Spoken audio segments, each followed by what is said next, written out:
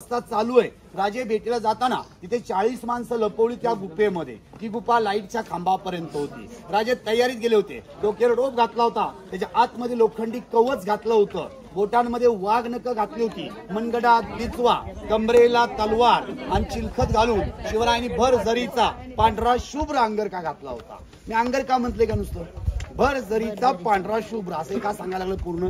तर जरीला बघा पांढऱ्या ह्याच्यावरती जरी सोडली की ते पाय उठून दिसणार।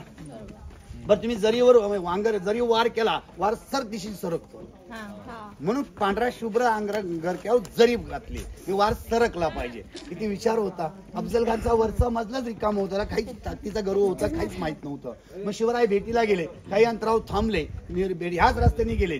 राजे काही अंतरावर थांबले, खानाने रोप पाठवला, राज भेटीला आले, तुम्ही तुमचे अंगरक्ष बासर आता खाना बसून अंगरक्ष बासर कावले।